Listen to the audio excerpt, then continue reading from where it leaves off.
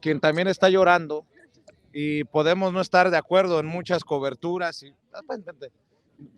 podemos no estar de acuerdo en muchas opiniones y coberturas, es con Penilei Ramírez, columnista del periódico Reforma y periodista de Univisión. Estás en Univisión todavía, ¿no? Ahora estoy en Futuro Media, dirijo la unidad investigativa acá en Nueva York.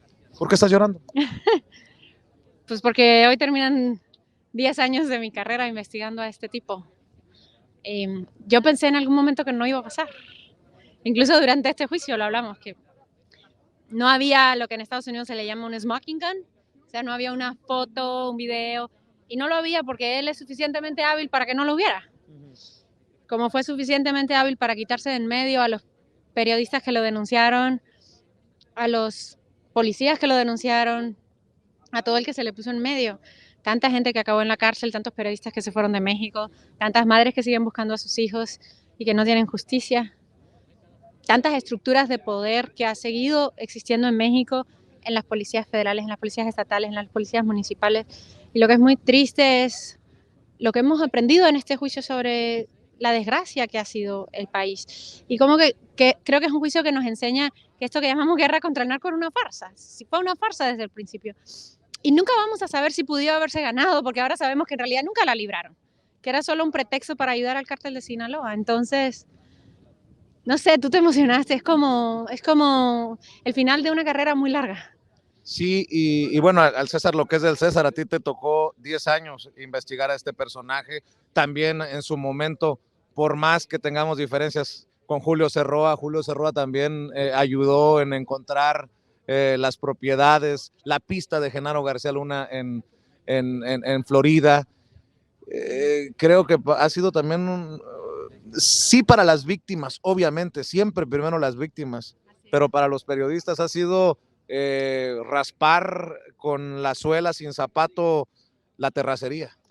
Mira, al final es un poco lo que tú dices, el trabajo periodístico es picar piedra y a veces lo haces bien, a veces no lo haces tan bien porque somos humanos nosotros también como periodistas. Y creo que este es un caso que ha sido muchos años de buscar y buscar y buscar pistas porque no es una investigación fácil, es una investigación muy peligrosa. Hay muchos periodistas que han quedado en el camino y recordemos que justamente durante los años en que este hombre estuvo en el poder en México, fueron los años en que México se convirtió en el país más peligroso del mundo para hacer periodismo. Y es algo que todavía México no ha podido superar. Es un lastre que todavía tenemos el día de hoy. Entonces, a mí me gusta, yo escribí, como sabes, un libro sobre García Luna, y a mí me gusta mucho una frase con la que empezó mi libro, el epígrafe que utilicé, que era, no se puede olvidar lo que todavía no ha terminado. Y todavía hay tantas personas en México que siguen sufriendo los estragos de esta guerra. Entonces no se ha terminado. Por tanto, es importante que estemos aquí y sigamos contando todo lo que pasa. ¿Cómo se llama el libro? Los millonarios de la guerra se llama mi libro. Y es justamente sobre eso, sobre cómo mientras la guerra ha dejado tantas víctimas, dejó un puñado de millonarios y el jefe de esa banda es este tipo que está aquí. Todos los otros policías que beneficiaron y todos los otros funcionarios federales, empezando por sus jefes, de los que también hemos oído mucho en este juicio, que nunca vieron, nunca se enteraron, nunca hemos encontrado. Yo he buscado tanto y nunca he encontrado el dinero hacia ellos, pero si no podamos eso, por lo menos podemos decir que nunca vieron, nunca supieron, nunca escucharon, nunca se enteraron de nada de esto. Y después del veredicto de hoy del jurado, todavía queda un largo camino por recorrer, los 700 y tantos millones de dólares de los que habla el gobierno de México que quiere recuperar, de lo que no se habló aquí en este juicio. Pues mira, la parte más fuerte de la investigación que yo he hecho sobre García Luna es justamente sobre Miami, sobre más de 70 compañías que yo he encontrado en Miami, algunas de ellas con Julio Roa, la casa a la que él se mudó, y toda esa es una película que es, creo, más aterrorizadora que esta.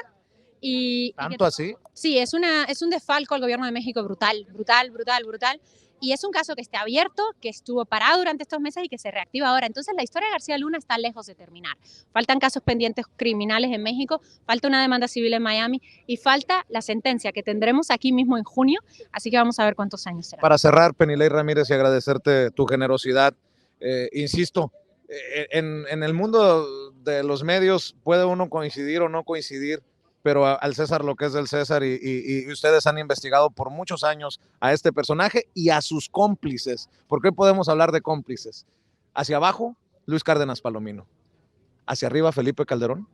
Pues mira, yo creo que muchos periodistas pensamos que se iba a hablar mucho más de Calderón en este caso, solamente lo escuchamos una vez hablar de él con su nombre, pero estuvimos aquí 6 semanas escuchando testimonio tras testimonio tras testimonio, hablando de cómo México se convirtió en un narcoestado en esos años, en el gobierno de Fox, en el gobierno de Calderón, y sabemos por todas las investigaciones periodísticas que ha continuado después. Entonces, es verdad, no tenemos ningún testigo hasta ahora que hable de pagos directamente a los presidentes, a los que fueron los jefes de García Luna, pero si no vieron es tan grave como si vieron, ¿no? Si no se enteraron es tan grave como si se enteraron. Y vamos a ver qué pasa. Sabemos en estos casos que después de un caso como este se derivan otros, lo vimos con el caso del Chapo que derivó en este caso, así que ya veremos qué casos derivan después de este. Te agradezco, Penilei. Y de alguna manera, pues ahí está la reivindicación del trabajo. Gracias. Gracias. Este es un día muy feliz para el periodismo. Este es un día muy feliz para el periodismo. Gracias. Penilei Ramírez, hablando con nosotros sin censura, y mi querido Toño,